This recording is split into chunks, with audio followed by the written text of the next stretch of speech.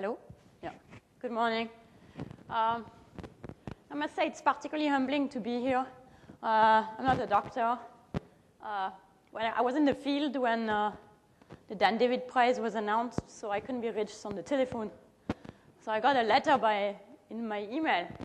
I opened the letter and I'm like, what's that about? I called my secretary to ask whether it was a joke, because I was like, I don't do preventive medicine.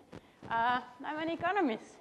I've never done anything remotely as important of what was just described.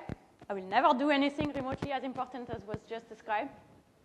So it is quite an honor, but a little bit intimidating to be here today. It was even before the talk, so it's even more now. So nevertheless, now that I'm here, let me try to not be totally ridiculous. So what I want to talk about today is so what happens after we've discovered that vitamin A should be administered to children, and in particular, how is it that actually I don't know the number for vitamin A's, but I would say probably millions of children every year who are at risk of vitamin A deficiency are not getting it.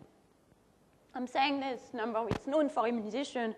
About 25 million children every year don't receive the basic immunization that they should be receiving. So I'm assuming that the number for vitamin A is similar, probably a bit lower because it's slightly easier to do. So I'm really going to discuss those issues from the perspective of an economist, but not from the perspective of the broad policy in a sense, but from the really looking at people's behavior and what prevents adoption at a very micro level. So one key issue is why some of the low-hanging fruit, such as immunization, bed nets, breastfeeding, which is free, nutrition supplements such as vitamin A, are not adopting massively in the field. Why they continue to leave many children behind. So what I'll do is I'll look at one case study, or a place that I have looked at in a lot of detail, which is Udaipur district in Rajasthan, a very scenic district where you might have gone as a tourist, where I've worked for a long time and sort of exemplifies some of the problems we might meet. And then motivated by this evidence, I look at the research that has tried to address some of the key issues of why people are not getting access to these technologies that are known to be effective, that are usually very cheap, and for which there is a consensus and really an effort internationally and locally to make them available to people. So the place I want to talk about is Udaipur. Udaipur is a district in Rajasthan. It's a very poor district, and we're looking at the poor parts of this poor district, so mainly tribal area, where we've been working for several years with a local NGO called Seva Mandir, which has been active for over 50 years in the region. So we had been working with Seva Mandir on other things, and they talked to us to see whether we could do something about the health program. They were not very happy with what they were doing. They had the sense that they were just scratching the surface of the problems. They weren't really reaching people. But we really couldn't help them redesign the health unit because we didn't really know what the issues were. So we suggested we start with a completely descriptive survey of the situation in Udaipur. And from then we would start with a consultation, look at the data, have a consultation of all the stakeholders, try to think of some interventions to address the problems that we would have identified, then run randomized controlled trials, which is very similar to what we described for vitamin A, comparing one intervention to another, except that the interventions we are talking about are social interventions as opposed to supplementations. And then meet again to discuss the results and try to see where to go from here. So that was kind of the plan that has been followed. It's lasted a bit more than 5 years. It's been going on for a while. So the original survey took place in 2002-2003, and it covered 100 villages, 1,000 households with very long households interviews, several hours in the households, and with some rudimentary measure of health status, including hemoglobin measurement, height and weight, and some fitness tests. We also surveyed the medical facilities, so every medical facility that these people were visiting. So 451 doctors.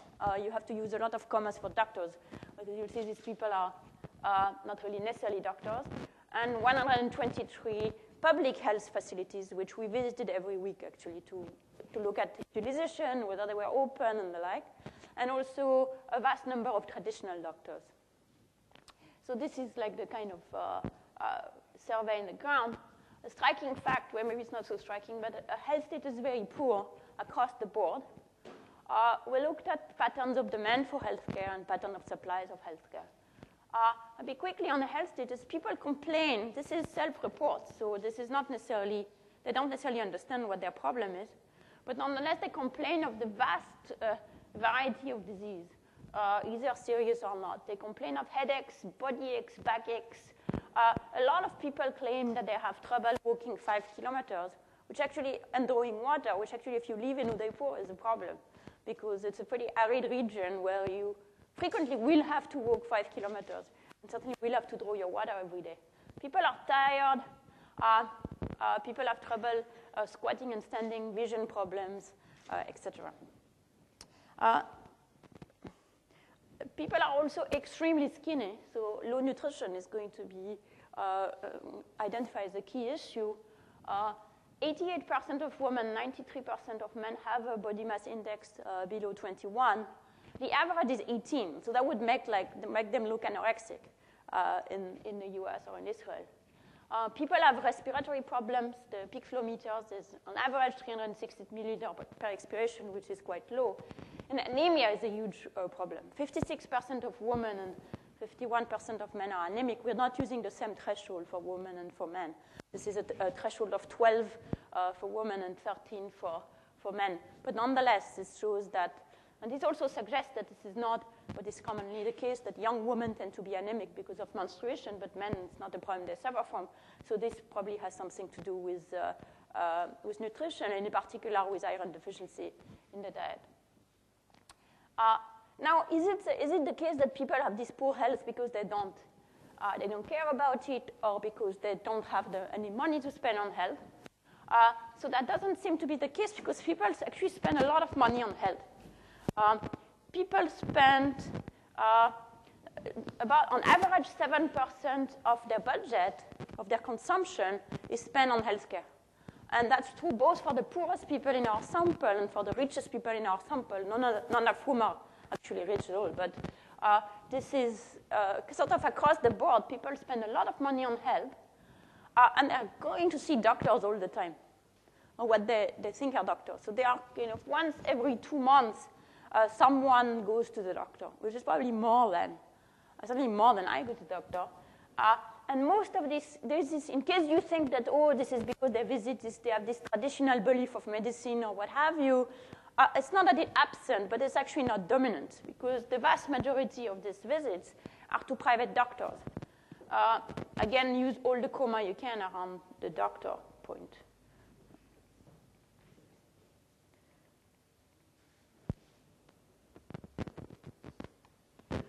This is the share of visits to different facilities among the poor, the middle, and the rich in the sample. And you can see that the vast majority of the visits are to private facilities. I don't remember where that is. Sorry? The red bar. Wonderful. The vast majority of the visits are to these private doctors, and the balance is made of public facilities and BOPAs. BOPAs are traditionally lost. So you can see that the poor visit the BOPAs more than the rich, but not at the expense of the private doctor so much. It's more that they go less to the public facilities, even less to the public facilities. So who are those private sectors? So it's absolutely terrible. This is completely unregulated. If whatever you're doing doesn't work, you can always go establish yourself as a doctor in Udaipur. You don't need any qualification. Don't worry about it. So this is the qualification of the primary doctor in the clinic. If you look at everybody else who dispense care in those clinics, it's actually much worse than that, because the primary doctor is usually the most qualified person in the clinic.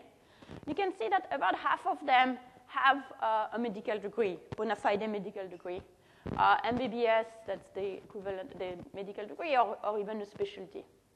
The other half has really no training whatsoever. RMP is called Registered Medical Practitioners. Some years ago, the government went to everybody who was practicing medicine and put them on a list. So you're a registered medical practitioner. You get some other training. For example, you've been trained by an NGO, or you have no medical qualification whatsoever, not even a 2 weeks training by an NGO. Out of these people, a fair number don't have a high school degree. So this is really like a bit of a strange public health sector. And this is what they do. So this is, actually this is the labels here are revert. When you go to facilities to get treated, in a private facility, 68% of the times you'll get a shot. That's usually either one single course of antibiotic or a steroid. 12% of the times you'll get a shot, a drip, a saline drip, and then only 2% of the time do you get any sort of a test. And in public facilities, it's a bit better. Tests are not so much more often, but you're a bit less likely to get a shot. So why are people going to these places, to these doctors? Is it because there is no access to a public sector? So in principle, there is actually, the Indian system is the ideal, really the ideal paper system for developing countries. It has a 3-tiered system of public health facility, one sub-center for 3,000 people, so not very far from people's villages, one primary health center for 50,000 people, and then there are community health center and district hospital for bad cases. So in principle, you're supposed to go to your local sub-center, which is never too far from your place. You have to walk a couple of kilometers or something like that. And then if you're actually quite sick, you go to the next layer and the next layer. So this is kind of how it should be done in a resource-poor place. In practice, the facilities are actually dismal. So this is a primary health center, a sub-center. So that's your typical sub-center. There is like nothing. There is stable. There is also no nurse, which is it's not just a picture. There's another one. This is a very arid region, so you kind of need to walk a little bit to get there. And the other problem is that there is a huge rate of absenteeism. So remember, we went and visited those facilities once a week at random times, so unannounced visit at random times to find out whether the nurse was here or wasn't here. 54% of the time, she's nowhere to be seen. That means she's not in the center and she's not in the field around. So she's just really, really absent. And that's not only Udaipur. This was then replicated in a lot of other places. So one of the reasons is that the nurses are supposed to do so many things that they are supposed to be in so many places at the same time that they cannot possibly discharge everything they have to do. So at this point, they might as well stay home, since in any case, they are not going to be able to accomplish the mission. So in part, this is due to this poor definition of the mission. And of course, supply and demand interact. People are less likely to use, when you look at the correlation at the village level between the usage rate of public facilities, so how often people report to go to a sub-center, and the absence rate, those are very strongly correlated. So people say that they don't go to the sub-center because it's closed all the time, but the nurses say that they don't come to the sub-center because nobody is interested in what they have to offer, because people only want to go to the private doctor who gives them the shot. So of course, these two things could be absent, it could be going on simultaneously. But the question it raises is that whether you should be acting on supply or whether you should acting on demand, or maybe whether you should try both. So what we did next is to say, well, let's try and isolate an improvement in supply without any effort at improving demand, and see how far you can go with that, and an improvement in and then look at demand. So let's try with supply. So at the national level, the only response to this problem is to try and improve the supply. So all the money in India goes to pumping more and more and more and more money into this public health system, which is all but dead. So there is something called National Rural Health Mission, which has increased the health budget by a lot, which is, in principle, not a bad idea. But the only thing it did is by putting more resources in the same places. And at the local level, when we have finished this survey and presented the data, the district magistrate, which is sort of the boss of the district, was there. And he was really upset by the rate of absenteeism. So he said, we are going to do something about that. And now I'm going to have this really severe punishment for the nurses who don't show up.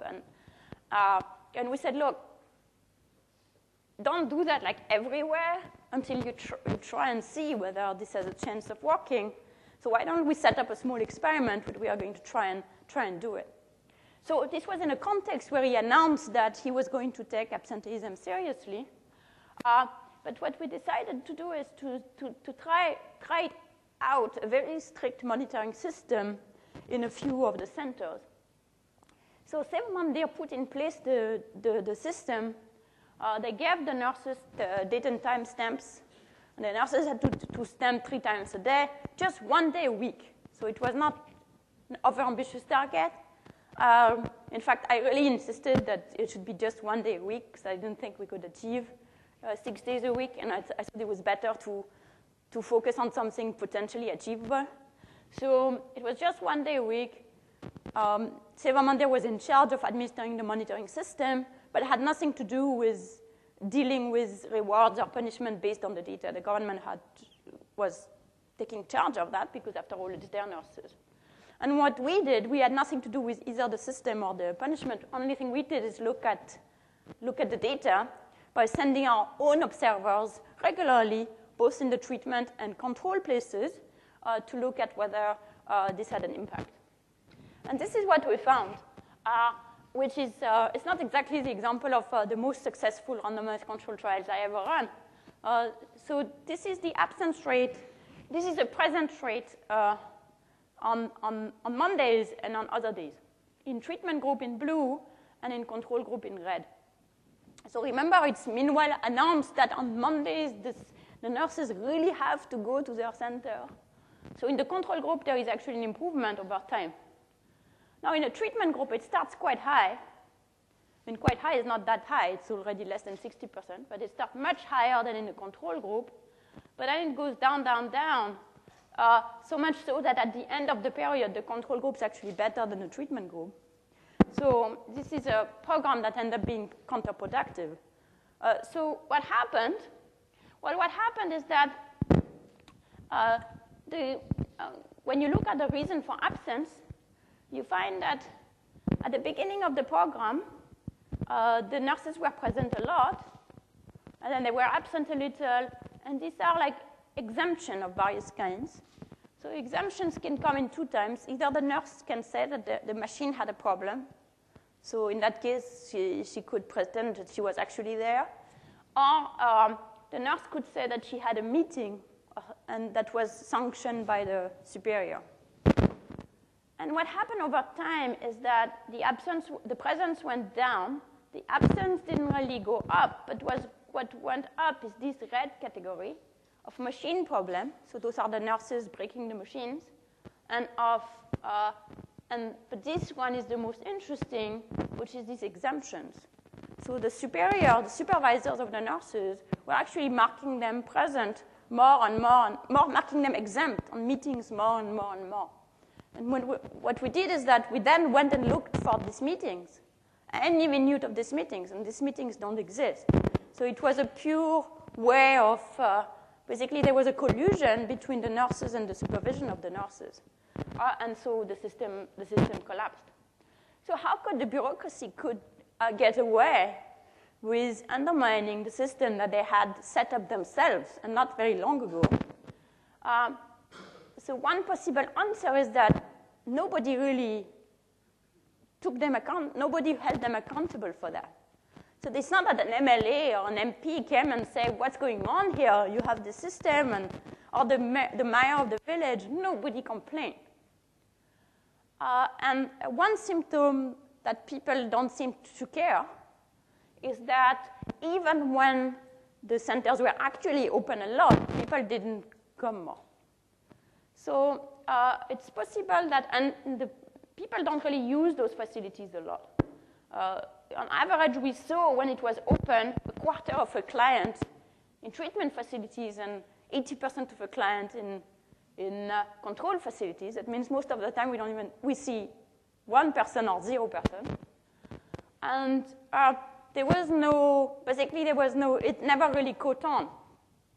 So it's possible that a system of this kind that's imposed for the top but doesn't correspond to any grassroots demand cannot be sustained. So it brings us back to what the nurses say, which is to say, well, we don't come because they don't come, because they are not at all interested in what we have to offer. Because what the nurses have to offer is really preventive care. They are not supposed to give antibiotics or anything. They do a little bit, but they're not supposed to. The only thing they can give is paracetamol, malaria treatment, or, of course, they are supposed to immunize the children, and they're also very busy trying to sterilize people, which is a bit of an issue. So why there was no increase in the use of public facilities, even in the period where they were improved? Well, one possibility was that people didn't trust that the changes would last. They would be right, since it didn't last. But the other possibility is what the nurses say, which is the underlying demand for the care provided in public facilities is relatively low compared to the antibiotics and things like that the private doctors give. So to investigate the second reason, what you really would need is God to fix the health facility for a little while in a set of treatment villages to have a perfect state-of-the-art preventive care that's always there, that's nice, etc., and see whether people would be interested in that. So we had something that was not, of course, not quite that, but that could come close to that in the presence of Seva Mandir. Because Seva Mandir had been working in the area for 50 years. It's a Gandhian organization which is highly respected by villagers, by those villagers. But they had not been doing much on health on a regular basis. They're doing these camps where they give vitamin A, but they otherwise weren't really very active on health. So they said, okay, fine, what we are going to do, because another thing we noticed is that immunization rates were absolutely pathetic in the area, even compared to anywhere in the developing world. The immunization rates at the beginning of the project, full immunization for a kid by one, you're really supposed to have received 5 shots of various kinds. By 2% of kids had received those shots. So they said, we're going to focus on the immunization set. Again, they teamed up with the governments in that they hired nurses on a motorcycle. The nurse picks the vaccines from the government facility, and then they held the immunization camp in the village. So contrary to the normal situation where people have to go to the sub-center, and it's really a lottery ticket because the nurse might be there or might not be there, now it's coming to their own village at a very specific day of the month, the 3rd of the month. No matter what, they managed to hold 95% of the planned camps. And the only times where it didn't happen is because some massive flooding made the road impractical or things like that. And there was also a local health worker which was busy announcing it, finding out who was supposed to get immunized and bring the kids and all of that. So this, by the way, is the gold-plated version of what the government is trying to do to improve immunization rates in India today. That's what they do. This is the making it work in a somewhat artificial way. I mean, it's not artificial for Seva Mandir. They can do that in their village. But given all the incentive problem we just saw with the nurses, it's probably, I think it would be hard to achieve such a very good level of implementation, even with goodwill at the top. But it was important in order to set up, in a sense, as how far can you go with improving the supply only? So what we did is we set up one randomized control trials. That means we picked up the villages randomly. We worked in 120 villages, picked up 60 randomly to get the camps. The reason why we can get away with such a low number is we start with a very low immunization rate. And so picking up any meaningful increase shouldn't be particularly hard. And there was an improvement. So this is at end line, full immunization rate of kids less than a year, 6% in the control group, 17% in the group where we organized the camp. So it's not nothing, multiplied by almost 3. We like that. That's highly significant. But there's like nothing to write home about in terms of the number of kids that remains to be immunized. So clearly, so another thing that is interesting is this graph, which is the number of kids who get the first shot and the second shot, etc. And you can see that in the camp, there was a very big improvement of getting at least one shot. So 77% got the first one, which is a BCG in India. And then it went, but then it went down, down, down, down.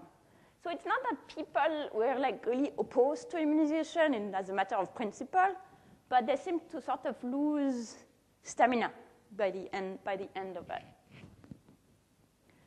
So 88% of children do not remain immunized despite this very, very low cost now. It's at their doorstep, etc. And this is not only a problem of immunization. This low utilization of cheap health-saving medical interventions is something that I'm very, very concerned about in my work, and that's kind of ubiquitous. So in India, a quarter of mothers breastfeed the child within an hour of birth, and the average extent of exclusive breastfeeding is only 2 months. The WHO recommends at least 6 months. I think it's a year now, in fact. Deworming medicine, which kids got in Kenya and is part of an experiment, as soon as parents had to fill a form to accept, it went from 80% to 59%. And there is a very high price elasticity for those services. So this is where the bed net comes in. What is also very interesting is that the price elasticity is very similar across goods. So this is deworming. So this is from Kenya. This is a study from Michael Kramer, asking people, either giving deworming medicine for free or asking them to pay a tiny sum for deworming pills. And it really goes down to a lot. This is bed nets. So this is, again, charging different prices for bed nets. And you can see the very big price elasticity and almost the same, even though the value of a bed net is much higher than the value of one deworming pill. And this is chlorine purchase, which is, again, on the same graph. So people seem to just put the same value on these things, which is vastly different. So this, by the way, is the first part of the answer to whether you should want to ask people to pay for bed net or whether you want to give them for free. This suggests you should give them for free because the price elasticity is very high. The second part of the question is that, okay, but once you give them the bed net, are they going to use it when it's free? Or are they going to consider that it's worthless because they haven't paid anything for it? That wouldn't be rational, but that is something that's called the sunk cost fallacy. And maybe it's the case. So it turns out that it's not true. So it turns out that when you actually monitor the usage of the bed net, it's pretty high, whatever you paid for it, including 0. So the conclusion of this study is you should give the bed net for free. This was to answer the question that was said by Harvey later. So another thing, so what we notice, people are very sensitive to the price of these things. So they really don't like to pay anything, even very, very small amounts. But what you also find is that on the opposite, negative prices, that is reward for doing something, greatly encourage use. So, and here is the second part of the immunization study,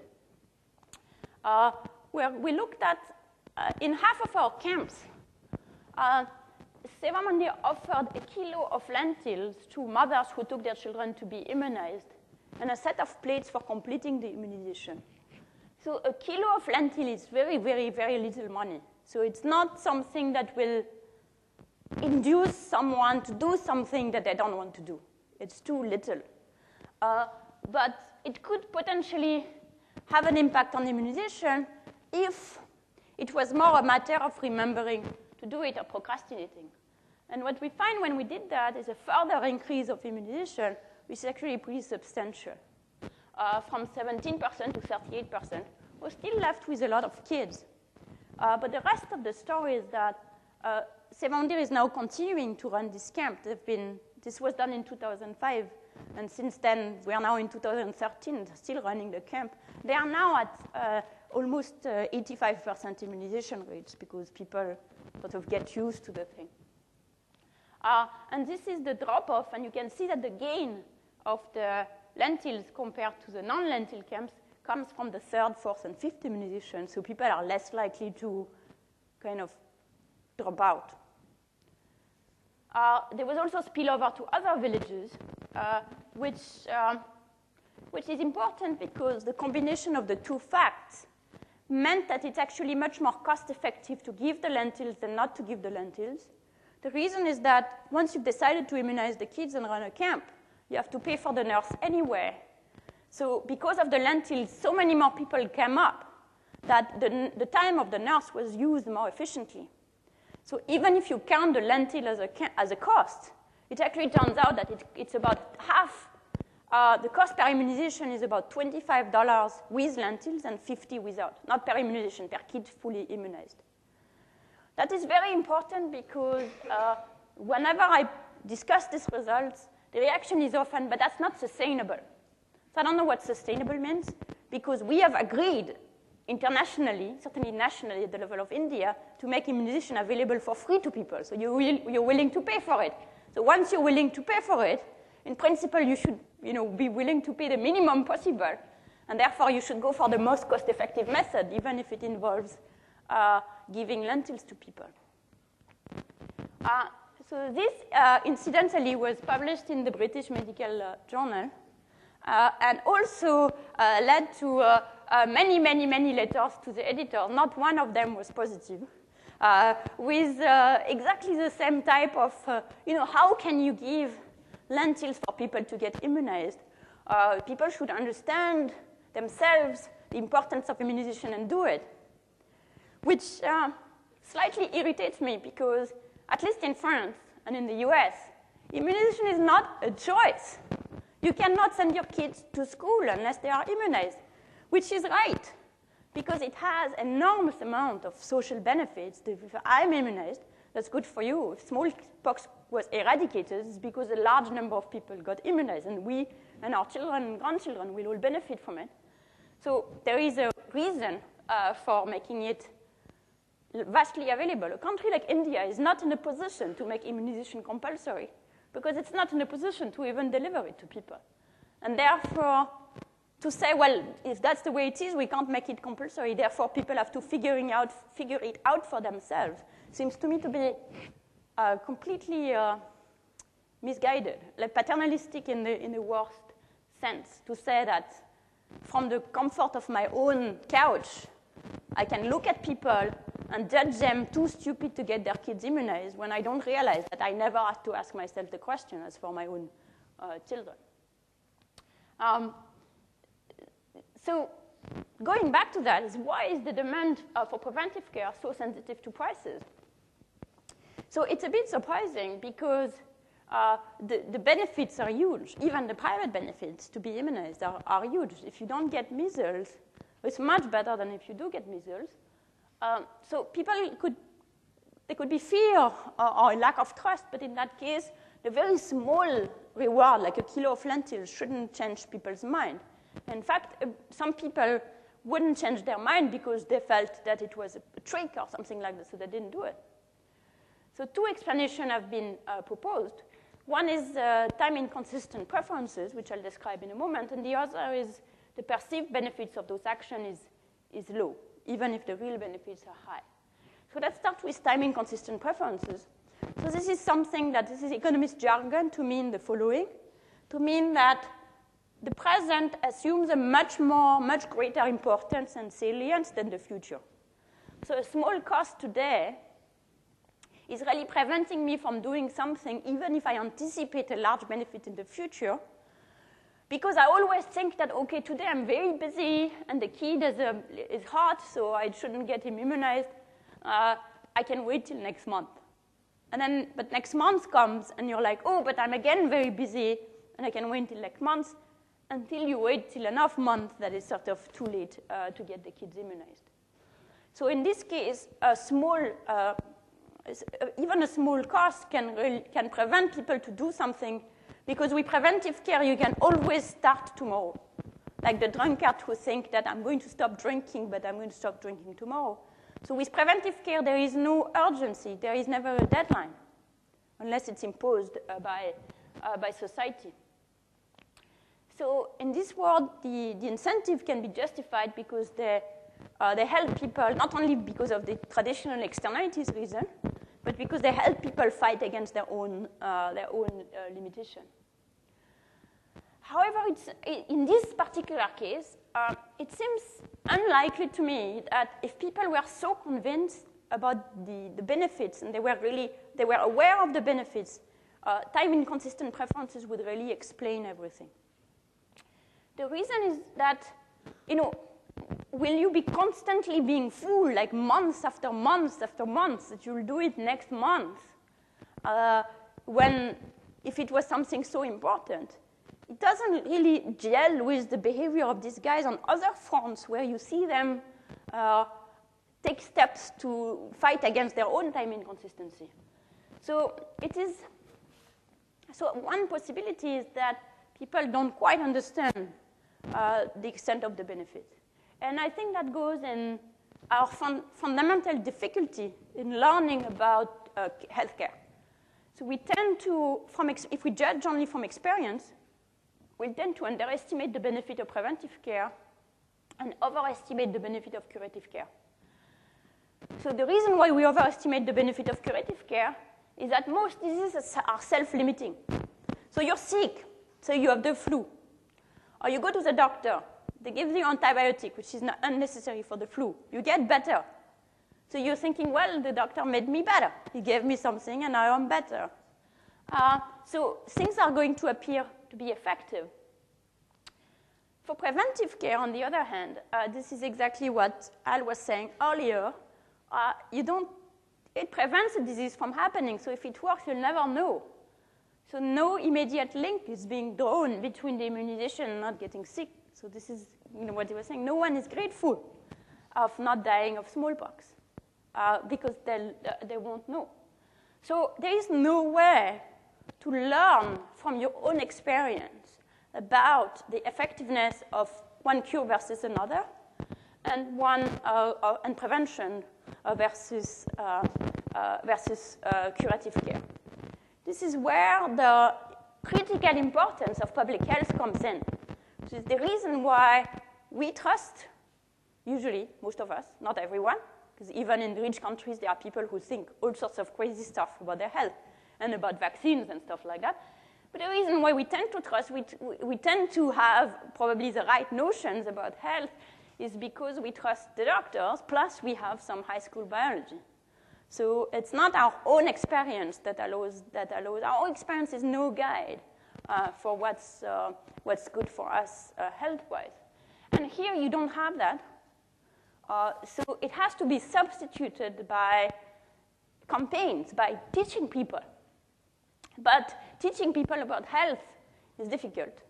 So if you want to change the underlying demand, the deep underlying demand, you have to try to change preferences, educate people. It's very hard. I'm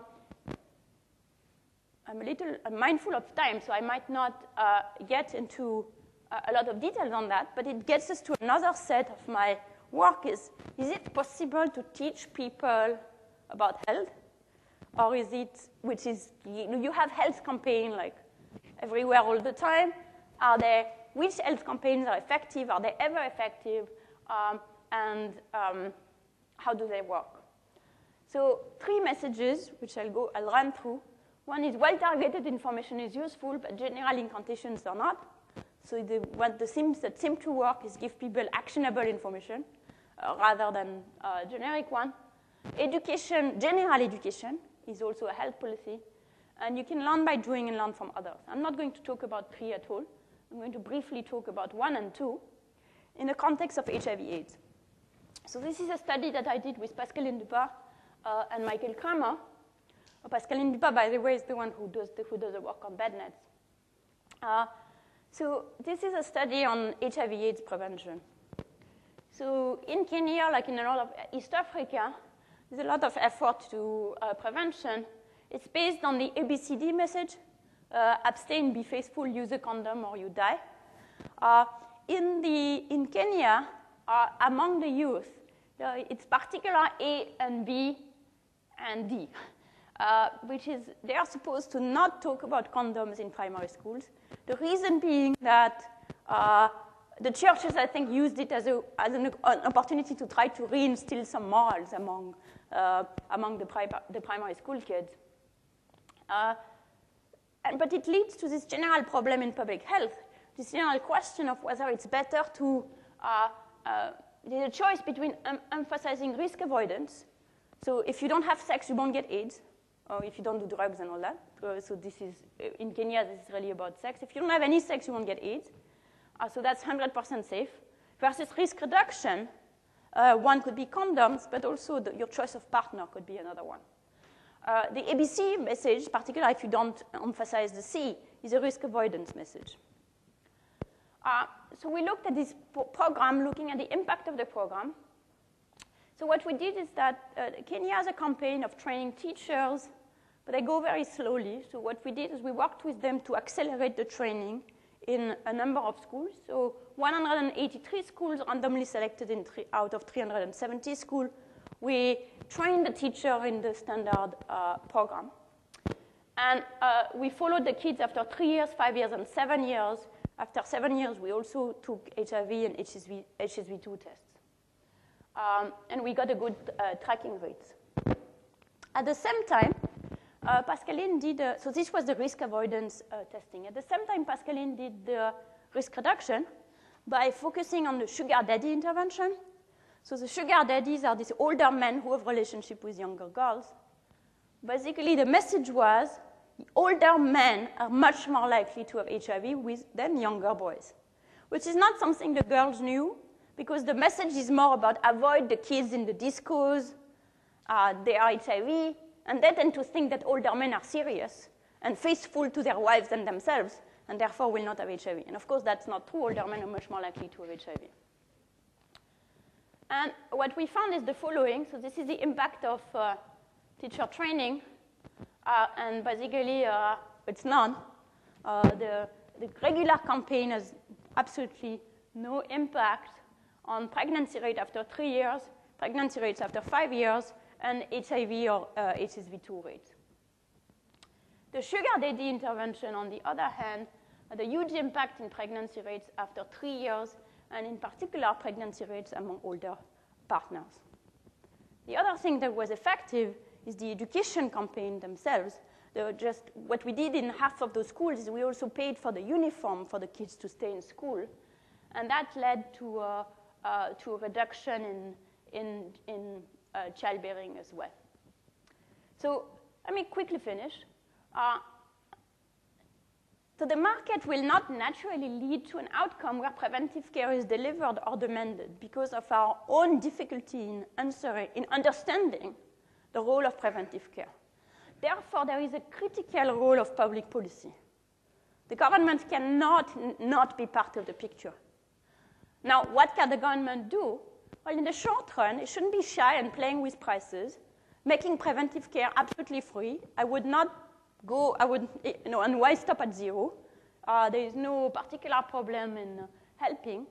As I said, the emphasis on sustainability that's against little incentives is often misplaced, because when you look at cost-benefit analysis, it's often cheaper to do things for free than to ask people to pay for them. And using cross subsidies of health behavior can help a lot. For example, measles camps people like bed nets if you give it to them for free. So now in measles camps organized in East Africa, they deliver bed nets for free. So people come to get the bed net and get the measles immunization at the same time. That's, of course, very efficient because you get 2 bang for the buck.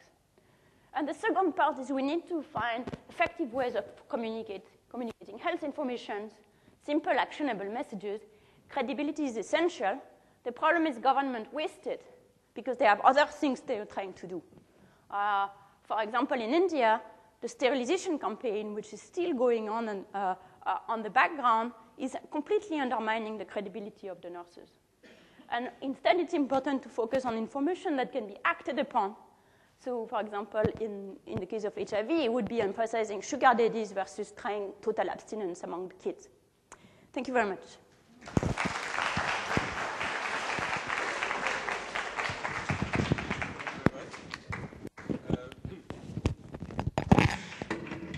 Since we have some time, if there are some questions or comments, please state whom you want to ask.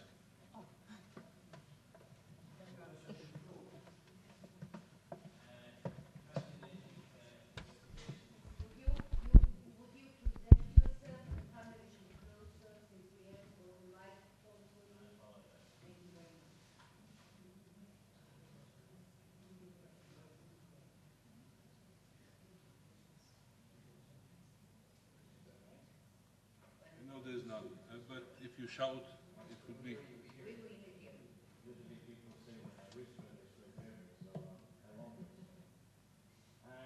you say in the United States, follow the money. I was just wondering, first of all, my name is Dr. Milikovsky. I apologize, Gabriela, for not introducing myself.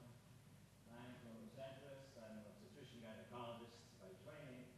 And what happened is I became an expert in public health unwillingly, and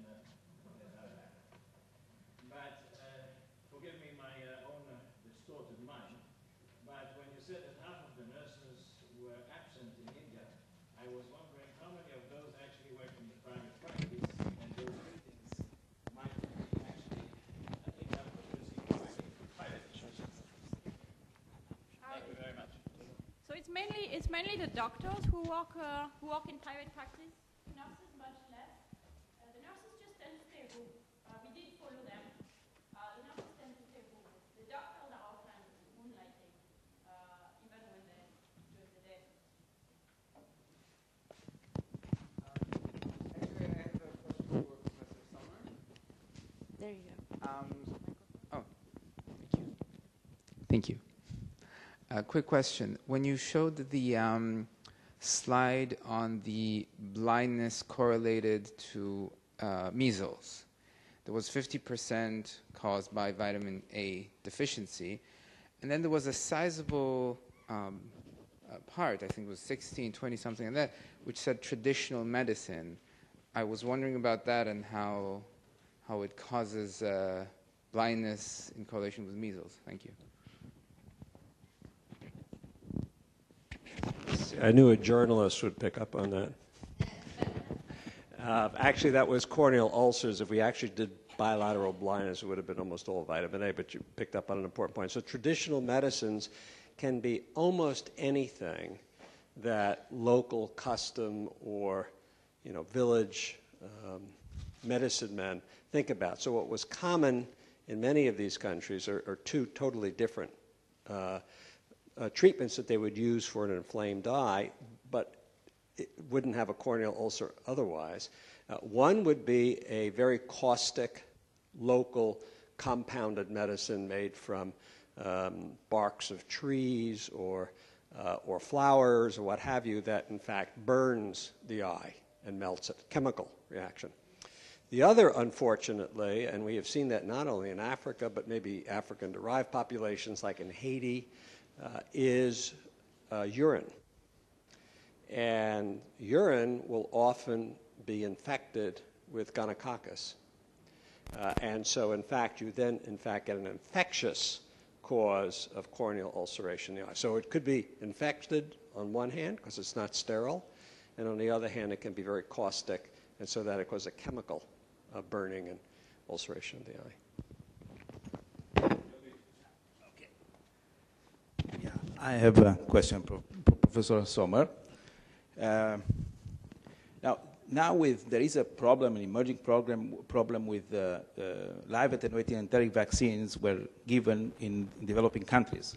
As compared to their immunogenicity and efficacy in developed countries, they do much worse in developing countries. There are several examples, like polio, for example, you have to give more doses, or cholera live attenuated vaccines, and recently even the successful rotavirus vaccine, where there is only about 40–50% efficacy in developing countries. Do you think that that supplementation or given together these vaccines with vitamin A would be beneficial?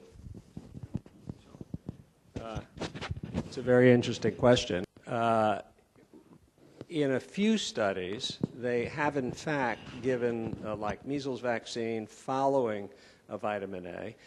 And if the population is deficient, they do have a poor, inherently a lower immune responsiveness. So in fact, in the few studies, but there's not been very many, and it will be very much dependent upon that part of the immune system that's important, it can increase the response to the vaccine quite dramatically. Actually, we did that study early on just to demonstrate the mechanism. So in a large group of Indonesian children, we randomized them to receive vitamin A 2 weeks before they got a tetanus vaccine, and then went back and gave placebo to the other half, and then went back and measured the immune response, both cell-mediated and antibody, and you got a much bigger response in the children who had gotten vitamin A. But they haven't done that all that frequently, and it is quite right. You know, you have to test, and of course the rotavirus vaccine was tested quite extensively in poor countries, developing world, before they actually began using it in the global vaccine initiative. So these things have to be monitored. Just because it works in our environment does not mean it's going to work in another environment.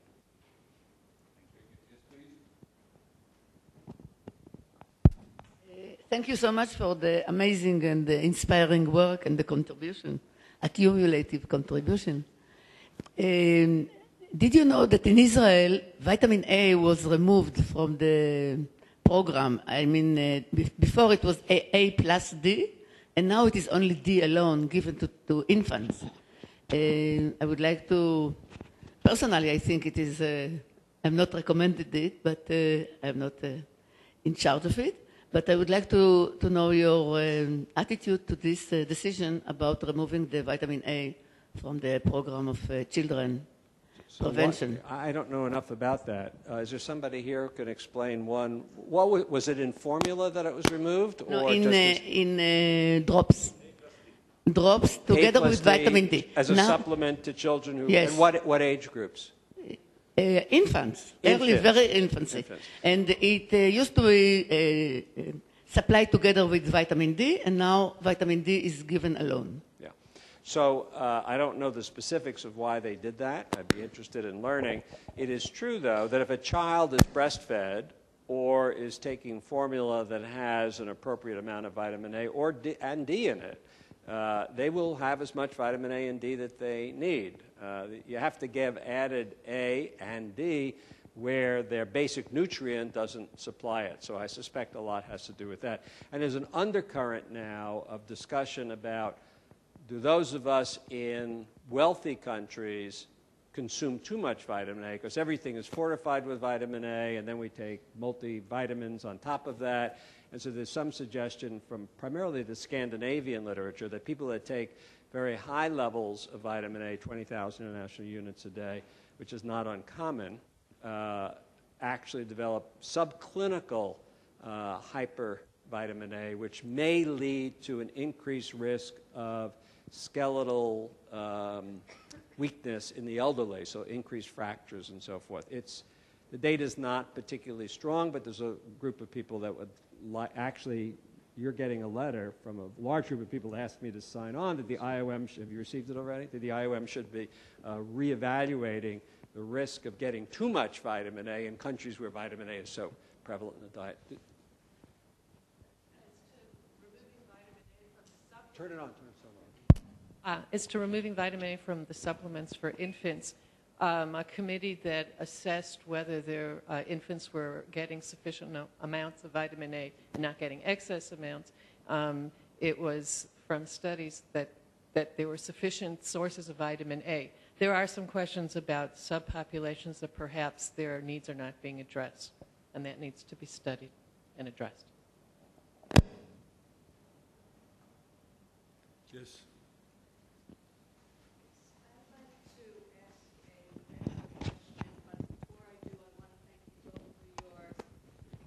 Oh, here, wait a minute. Let me give you the microphone before you thank us. Okay. I want to thank you both for your presentations. I found them extremely informative, especially the part about being more effective when there is no charge involved. So thank you for that presentation. My question is more of a general one, connected to vitamin A, about very remotely. I know in the AREDS test, for people who have macular degeneration. This was a test that went on for many, many, many years, and there is, in fact, a high amount of vitamin A in it. Now, when the AREDS test came out, the ruling was you should take a certain amount of vitamin A, vitamin C, vitamin E, and it was fixed. Then, shortly afterwards, they said you should add lutein to that. It had not been in a long-term trial. Shortly after that, they said you should add something else to it, which had also not been in a long-term trial. Now, a lot of these drugs can have negative effects, as in if you have an overdose of them. So how is it possible without long-term trials to constantly be changing the recommended dosage on a vitamin? I'd really very curious. Well, let me address the specific. So the AREDS trial used a rather unconventional, based purely on theory and fantasy, of what a combination of 4 or 5 micronutrients should do. So that was the only thing that was tested, was that one unique combination, which demonstrated probably, I mean, it was statistically significant, but it was only one trial that's never been replicated, that people not who have early macular degeneration, but who have moderately advanced, it would reduce their progression to severe macular degeneration. You shouldn't find it surprising that that combination was patented, and now everybody takes Ocuvite. It's always bothered me. There was only one trial. It was never replicated. I would not believe any additional changes. I'm not even sure that one is right. I mean, it's odd that moderate would slow progression to advanced, but early wouldn't slow progression to moderate. It should be a continuum. Maybe it wasn't carried out long enough. Unclear. They've just released the results, in fact, of a second trial, AREDS 2, which in fact does include lutein and several other things, and in which they did get an additive benefit to the original. So the trouble is, it was compared with the original. It was never compared with a placebo, so it's not, we don't know still whether that original combination is really better or whether it was a chance event. It's cheap. It's probably harmless to, well, it's not so cheap, but it's harmless to take the vitamins. And so most ophthalmologists, if they see that you have macular degeneration so that they don't get sued later, will tell you to take the vitamins. Maybe it works, maybe it doesn't work. The fact that this addition seemingly improved outcome would suggest that maybe there, in fact, is some benefit, but it's still fairly modest. But you're right, you should not take any recommendations without data and proof, like Esther is showing for the social interventions, behind a demonstration that it, in fact, works. And in the United States, we have an important group called the Preventive Services Task Force. And they rate the level of evidence to justify a specific intervention. And half the time, they will say a specific intervention that everybody is doing, there's no evidence, and it should be stopped. And then they get killed by all the advocates of that intervention. And on the other side, they say you should do something that nobody wants to do, and they get killed. So they're in a really terrible position. There's a high turnover rate on that committee. Anyway, if there's no data, don't believe it. last question. Yes. Hi. My name is Professor Ilana Bellmaker from Ben-Gurion University. And for 25 years, I was also the regional medical officer for the Ministry of Health in the southern region of the country. I would like to address the slides we saw in the discussion that no-cost interventions for some public preventive therapies are more cost-effective than ones that require people to actually do some cost sharing. And I'd like to give an example from our district in which we had the opposite effect. We, in the southern district of Israel, we have a large Bedouin Arab Muslim population with a problem of low folic acid levels and a high rate of congenital defects from associated with low folic acid levels. And so we started a program with Professor Yona Amitai to give out folic acid supplementation for free to a trial village. And what we found was very, very unsuccessful compared to having them go to their local doctor and get a nurse and get a prescription for it. Because it happens that the folic acid pills are about the same size as birth control pills. And this population is a little bit suspicious of the central government. And they thought that perhaps we were giving them birth control pills, which we were not, in the guise of folic acid supplementation, and they were trying to decrease the birth rate among the Bedouin population. So in some cases, free interventions have actually a boomerang effect. And each case obviously has to be looked at individually. Right. No, certainly that's an interesting example, and but as you say, maybe it was not the freeness, but the size of the pill. In Udaipur, the vaccination, one of the reasons why vaccination is so low is many people think it's a way of sterilizing them, and so those people are not convinced, of course, by the lentils. The point was that in general. So my point is not that it's never more cost-effective to ask people to pay for something. Obviously, it's in the vast majority of cases in the normal life, it's more cost-effective people pay because that way you get that money. My point is that it's not always the case that it is more cost-effective. In fact, this gives you 3 examples. This is bed nets. This is a cost per life saved of giving them for free versus asking people to pay for them. You can see that the order of magnitudes are very similar to what was put on the graph that Al put, which is quite a lucky coincidence. But the fact is that, for example, it's cheaper to give the bed net for free because people are actually using them. In your case, people weren't using them. And it turns out that malaria is contagious and not in a linear way. So if there are more people sleeping under a bed net, you really need to have enough people in the community sleeping under a bed net for the mosquitoes to just take off, because there is no, they don't have time to bite someone else before they die. So having more people covered really makes a huge difference, which is not linear. And the result is that it's actually, even though bed nets are reasonably expensive, it's actually cheaper per malaria case averted to give them for free because you can achieve much greater effective coverage and get closer to herd immunity. In fact, there was another trial. Most of the randomized trials of malaria effectiveness are community-level free trial where people are really monitored that they really sleep under the bed nets, which is fine. This is how you know that that bed nets are potentially effective. But most programs are not that. Most programs are either people have to pay for the bed nets, or it's kind of done in a somewhat haphazard way, not very systematic, etc. And there is a recent trial of giving people bed nets in this more normal way, where people have to pay a little, or they have to go somewhere to pick it up, where the coverage is much less systematic. And in this case, actually, they found no impact, even on people who slept under the net. So this is showing the real importance of complete coverage in a community, which is why free is much better in this case, cost effectiveness, given the huge slope and take-up even at small prices. And this is the cost per immunization I already mentioned. It's much cheaper to give the lentils than not to give the lentils. This is another example, which is deworming. So deworming is provided in schools to kids. You can do vitamin A in this way as well, although that's too late for school-going children.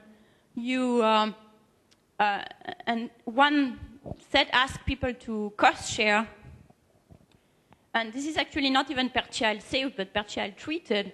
And it's much more expensive to ask people to pay.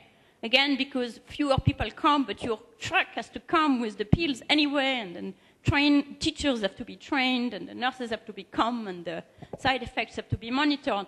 These are all fixed costs. But because the people don't pay if they have to, because they don't think deworming is so important, they kind of don't care one way or the other, the cost per child treated is much, much higher when people have to pay. So these are 3 examples, and they might be, I'm totally prepared to accept there are many examples going the other way, but at least the public health community, the first reaction of policymakers, I don't think that's true of the doctors, but the first reaction of policymakers is always like, how can you, it's not sustainable to give it for free or to ask people, which is, so I just wanted to make the point that it's not actually, you have to unpack what this means. And in some cases, it might be cost effective to ask people to pay, in some cases, it might not be cost effective. Thank you very much. No, we don't have time.